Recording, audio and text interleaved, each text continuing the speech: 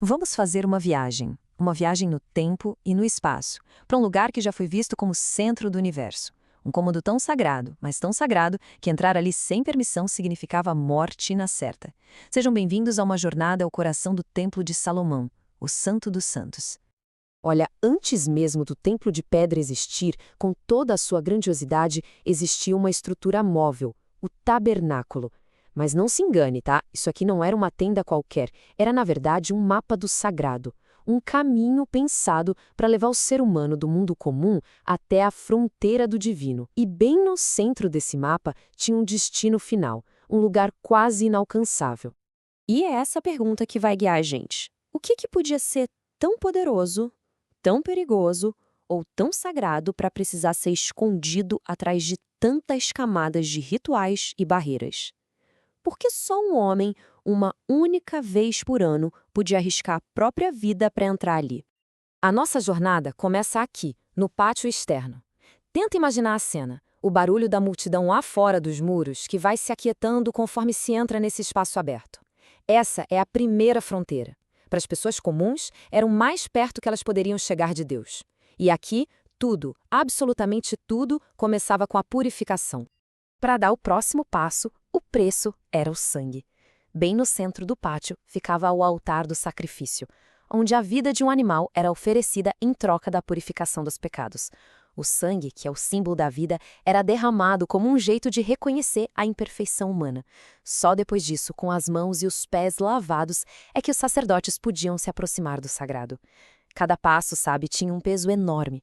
O sacrifício não era só um ritual, era uma verdadeira transformação. Era o jeito de deixar para trás o peso do mundo profano, de se purificar para se tornar digno de estar um passo mais perto da presença divina. Sem essa purificação, a jornada acabava ali mesmo. Agora a gente deixa a luz do sol para trás e entra no primeiro espaço coberto do templo, o lugar santo, ou recal. O mundo exterior some. A partir daqui, só os sacerdotes consagrados podiam continuar. Tenta visualizar esse lugar. Não tem janela, não tem luz natural. A única iluminação vem do brilho dourado e constante de um candelabro sagrado. O ar é denso, perfumado com o incenso que queima dia e noite. O ouro, a madeira polida, tudo reflete essa luz, criando um ambiente feito para isolar os sentidos de tudo, exceto do divino. Aqui dentro do lugar santo, 3 objetos contavam uma história. À direita, a mesa dos pães, com 12 pães, que representavam o sustento constante de Deus para cada tribo de Israel. À esquerda, a menorá de ouro puro, com aquela chama eterna, simbolizando a luz de Deus que nunca se apaga. E bem em frente à barreira final, o altar de incenso, de onde as orações subiam como fumaça. 2 vezes por dia, a cada amanhecer e a cada crepúsculo, os sacerdotes queimavam o incenso nesse altar. E essa fragrância perpétua era muito mais que um perfume. Era um lembrete sensorial de que as orações do povo nunca paravam, subindo continuamente aos céus. A adoração aqui não tinha pausa. E então, a gente chega na barreira final. Pendurado entre o lugar santo e o mistério que se escondia logo ali, estava o véu. Uma cortina que não separava só 2 espaços, mas 2 realidades, o sagrado e o insondável. E olha, não era um tecido qualquer, não. Era uma tapeçaria maciça, grossa, pesada. Suas cores ricas tinham um simbolismo profundo, e os querubins de ouro bordados funcionavam como guardiões celestiais, um aviso visual de que a fronteira à frente não devia ser cruzada de qualquer jeito. Finalmente, chegamos no clímax da nossa jornada. Atrás desta cortina, o destino final, o epicentro de toda a santidade na Terra, o Sanctum Sanctorum, o Santo dos Santos. Atrás do véu, numa escuridão total, estava ela, a Arca da Aliança. A sua tampa, o propiciatório, era de ouro maciço, com 2 querubins cujas asas se tocavam.